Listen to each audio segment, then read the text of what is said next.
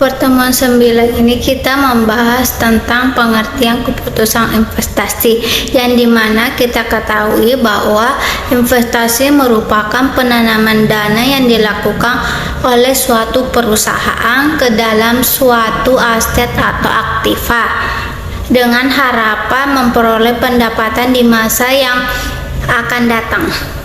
Nah, di sini terdapat juga metode penilaian investasi. Ada beberapa kriteria metode proyek investasi yang biasa digunakan, yaitu metode payback period atau disebut dengan PP.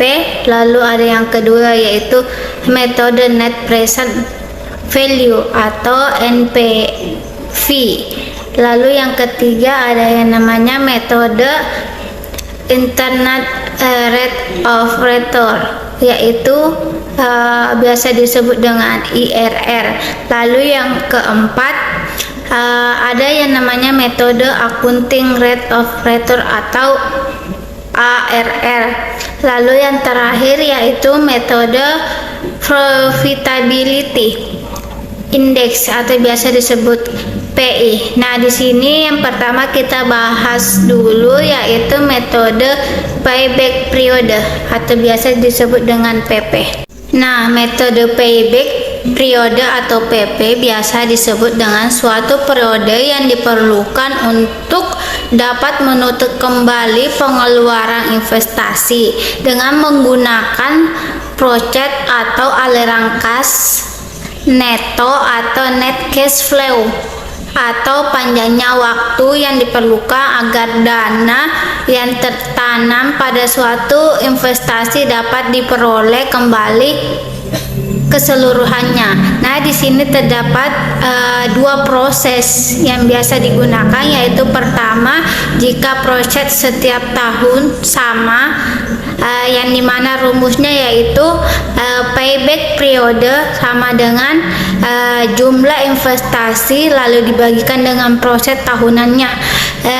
Dengan cara yang kedua yaitu jika proses setiap tahun tidak sama. Nah, di sini juga terdapat rumusnya yaitu dengan T ditambah B dikurang C lalu dibagi dengan D dikurang C. Nah, di sini terdapat pertanyaan yang mengenai mengapa depresiasi itu masuk menjadi faktor penambah, bukankah di dalamnya menjadi faktor pengurang, dan mengapa depresiasi ini menjadi sumber kas. Nah, di sini penjelasannya yaitu sebenarnya depresiasi adalah faktor pengurangan dalam hal nilai aset atau properti dari waktu ke waktu. Namun dalam konteks keuangan, depresiasi dapat menjadi sumber kas karena dapat menghasilkan penghematan pajak. Ketika suatu aset mengalami depresiasi, maka nilai aset tersebut dikurangi dari nilai buku atau nilai kas yang tercatat dalam laporan keuangan perusahaan. Penurunan nilai ini dapat digunakan sebagai pengurangan penghasilan kena pajak yang pada gilirannya mengurangi jumlah pajak yang harus dibayarkan oleh perusahaan. Misalnya, jika perusahaan memiliki mesin yang memiliki umur ekonomis selama 10 tahun dan nilai awalnya yaitu US 10.000, maka perusahaan dapat mengklaim depresiasi tahunan sebesar US 1.000 sebagai pengurangan penghasilan kena pajak. Ini berarti perusahaan akan dikenakan pajak atas penghasilan bersih setelah dikurangi dengan jumlah depresiasi tersebut.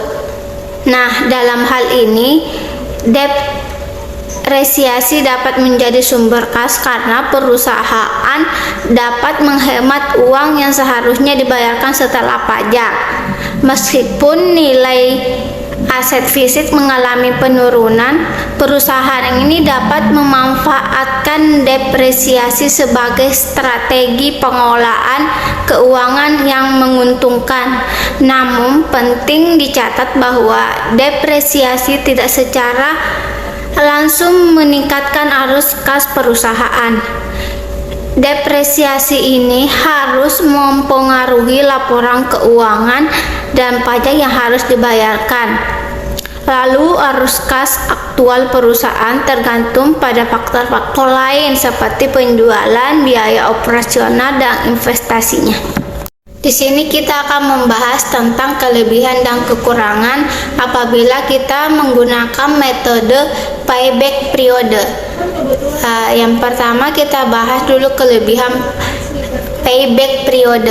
Nah, di sini sederhana, mudah dalam perhitungan. Sedangkan kelemahan apabila kita menggunakan metode payback period. Satu yaitu mengabaikan penerimaan investasi atau proset yang diperoleh sesudah payback period tercapai, sehingga tidak dapat digunakan untuk mengukur tingkat profitabilitas, tetapi hanya sebagai alat rapidity atau kecepatan kembalinya dana. Kedua yaitu dengan metode payback period mengabaikan time value of money-nya.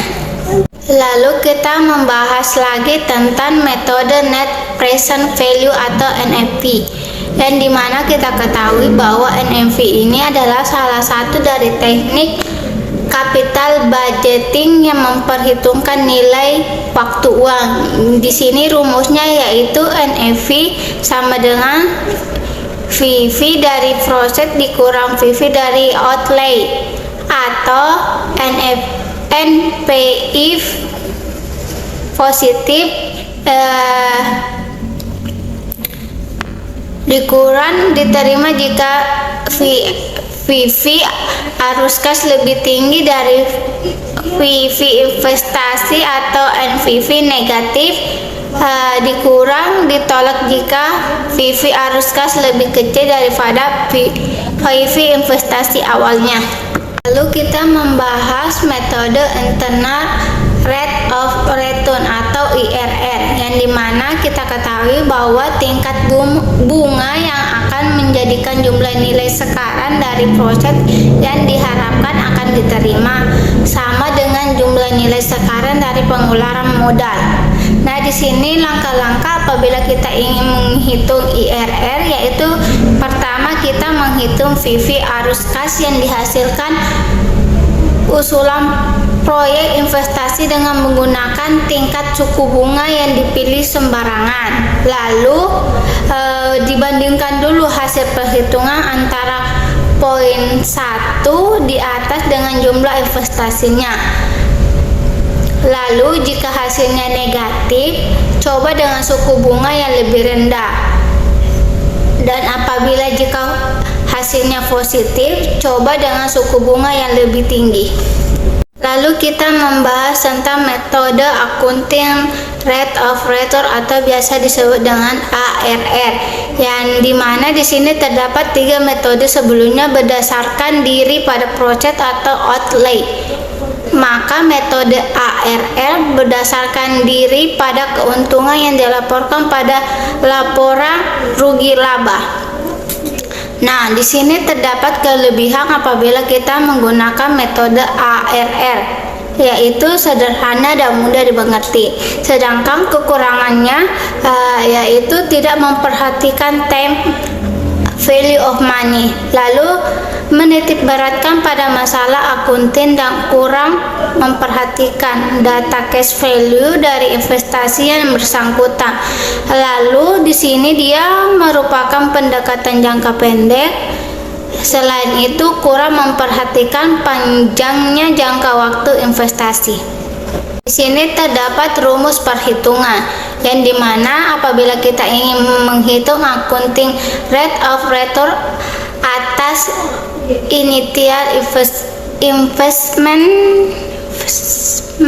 yaitu dengan rumus EAT dibagi initial investment lalu dikalikan dengan 100%. Apabila kita ingin menghitung accounting rate of return atas dasar investasi rata-rata, maka EAT dibagi investasi rata-rata lalu dikalikan dengan 100%. Sedangkan apabila kita ingin menghitung investasi rata-ratanya, yaitu dengan jumlah investasi lalu dibagi dengan 2.